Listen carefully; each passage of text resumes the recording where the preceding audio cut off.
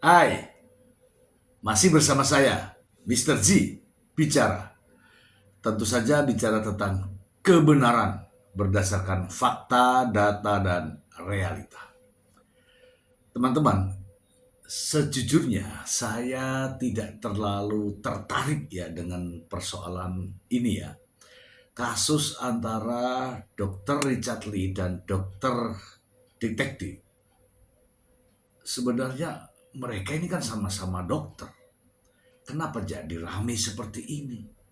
Nah, ketika rame inilah sehingga saya bertanya-tanya, ada apa sih dengan mereka ini?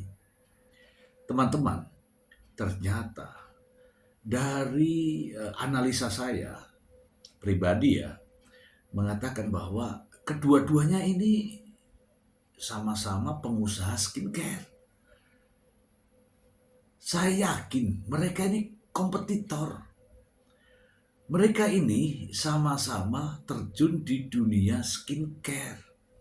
Kenapa mesti ribut? Sampai-sampai melaporkan ini ke polisi. Itu masalahnya. Teman-teman, untuk membahas masalah ini, kita simak ya berita langsung dari sumbernya berikut ini. Dari Indonews ID,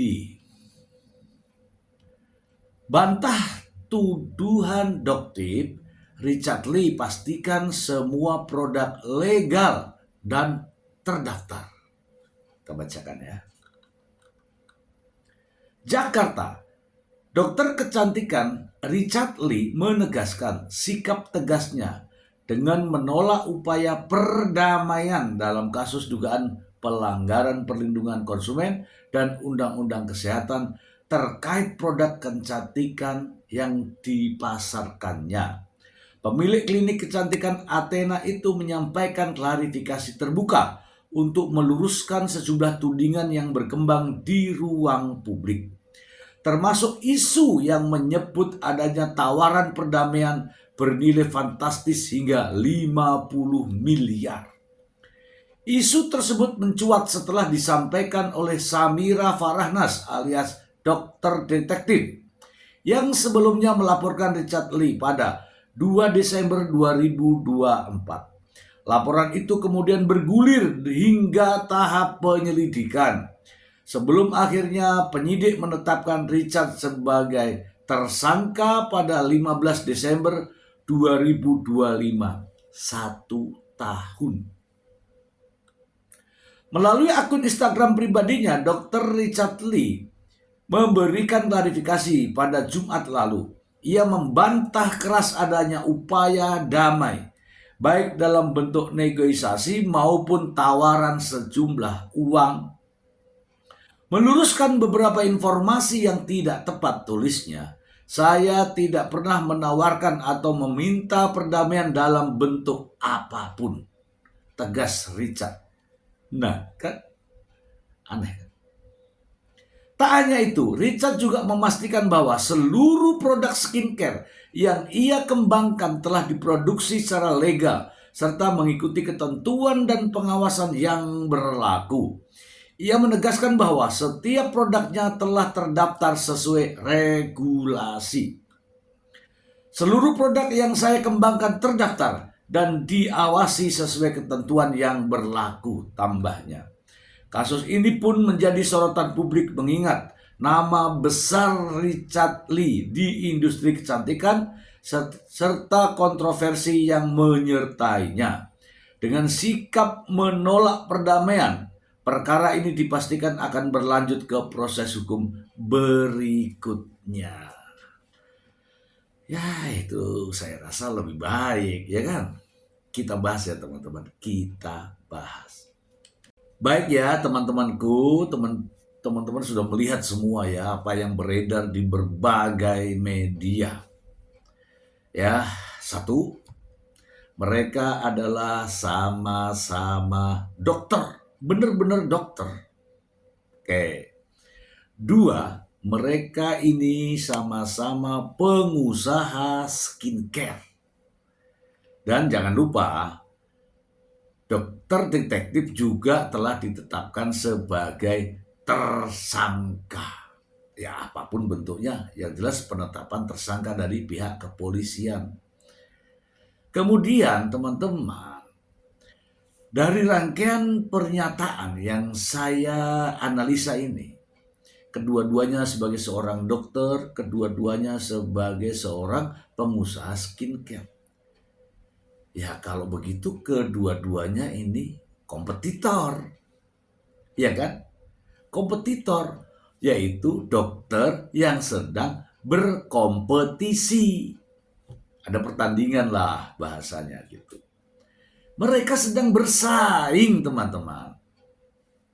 Ya, sadar atau tidak, kita disajikan dua dokter di bidang skincare yang tengah bersaing. Nah, masalahnya di sini adalah, teman-teman, persaingan ini memanfaatkan kesalahan orang lain. Memanfaatkan kelemahan pihak lain untuk menjatuhkan pesaingnya. Inilah yang selalu saya katakan, bahwa mereka ini bersaing dengan tidak sehat. Memanfaatkan kesalahan orang lain dengan memanfaatkan Badan Pengawas Obat dan Makanan yang dinilai kurang, kurang. Dan juga memanfaatkan pihak penegak hukum. Ini yang jadi masalah. Sehingga saya melihat ini ya, mohon maaf sekali. Sekecil apapun kesalahan, sekecil apapun kelemahan, dibuat menjadi besar. Sementara yang ngomong nih juga melakukan kesalahan, tapi tidak ada orang lain yang membesar-besarkan. Inilah Anda sudah bisa menilai di sini ya. Kemudian kesalahan-kesalahan yang sudah ditemukan itu dikemas sedemikian rupa menjadi heboh atas nama konsumen, atas nama masyarakat.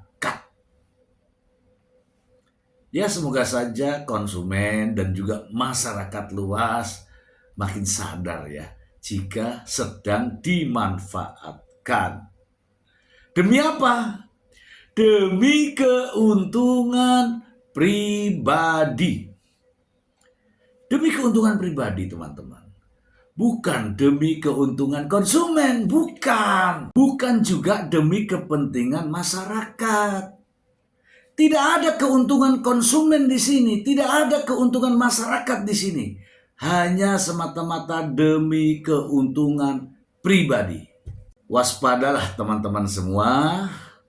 Kita ini, saya, Anda semua, kamu kalian sedang dimanfaatkan.